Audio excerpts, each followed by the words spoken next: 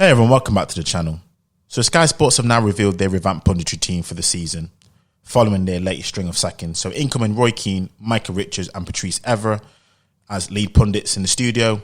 And also they've added Akinfenwa and Jolene Lescott, who's going to be amongst the new faces. Now when I heard the news and I saw the articles and everything that's been going on, I thought, great. Just what I had expected, but I hope for the life of me it wasn't going to be the case. So, on the outset, on the face of things, what they've done is that they've replaced all the white people, they've fired them and hired black people in. That's what the narrative is. I don't care how everyone's dressing up as diversity. That's what they've done. And people are complaining about the biasness. It's discrimination, even if it's quote-unquote positive discrimination, it's still discrimination. Now, here's the thing about that, and this is why I'll push back on that argument in this regards. Football is the entertainment industry. And like all entertainment industry, it thrives on bias.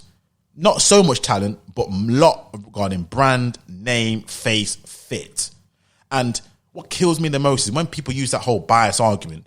I'm just like, you in the sport of football, that argument just, it don't even hold any water. When we look at the football players that get chosen by managers in national teams, domestic teams, when we talk about managers that are picked to be the manager of these teams, when we talk about directors of football, listen, it is all about bias. It's all about name. A lot of it's about brand.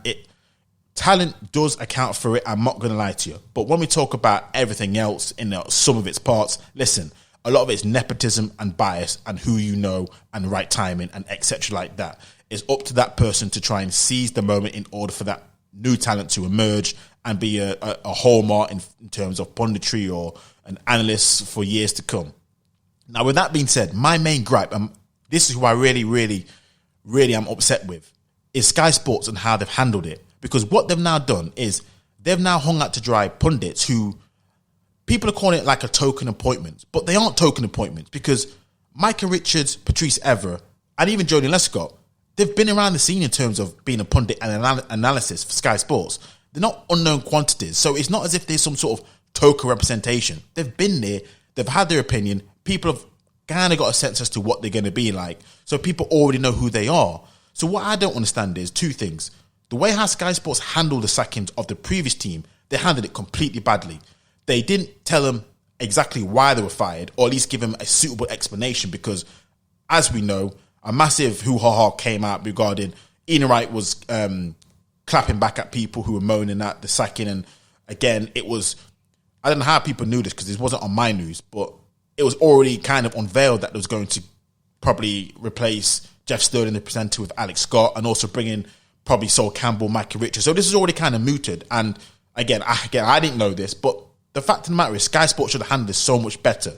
They should have handled the sacking so much better, and the hiring so much better. But what they could have done, and what they should have done, is gently introduce these new characters into the team, maybe replace one out, take one in, just to keep majority of the chemistry there, but just add a new flavour, a new feel to it, see how the audience would respond to it, then make the changes a little bit more pronounced towards, again, the end of the season. But no, what do?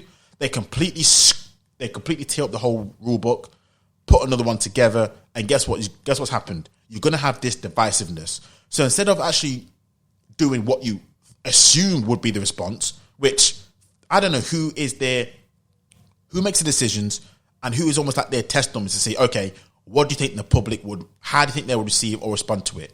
It's like they don't even give a shit. And what kills me as well, this is on both sides of the equations. You have one side of the equation who's like this, oh, well, it's diversity, you need to get over it, this is the new norm. And they want to shut up a conversation when anyone has a difference of opinion. Then you have the other side also acting like an idiot, saying, oh, it's positive discrimination, racism, I'm going to get rid of my Sky Sports cancellation. Now, both sides can do whatever the hell they want to do, but guess what's going to happen? The people who now are going to be put in these positions, they're now going to be hung out to dry. So people already love Roy Keane because he already has that fierceness. He's cutthroat. He doesn't care what anyone else thinks, and he says what he's going to say. So even if something happens to Roy Keane in this show, he's still going to have a job. But my concern is Micah Richards, Patrice Evra, Akinfenwa and Jolene Lescott. Those are the people who are going to be like sacrificial lambs for this bullshit purely because Sky Sports didn't do what they should have done, which is acted like a grown-up, multi-billion-pound industry or organisation and do things the right way. There's a right way to do things and there's a wrong way to do things. But this is the entertainment industry. This is how things go. And the last thing I'll say, and this is also what I wanted to kind of say to, again, Micah Richards, Everett and co. You may like this job now, and you may be like, okay, this is a great opportunity. But we'll always remember this. Remember how you get into that job, because you will find out you're going to leave the job the exact same way how you entered it in. This has been known from time, and we've seen this for so many different industries. People come in, they get in there as the young, fresh, hot thing, and they replace the old, Asian talent. And guess what happens? They're like this, oh, you're just upset because you're old, you're aging, etc., etc. Then guess what happens? They get old and aging because life happens. And then the exact same thing happens to them. And guess what happens?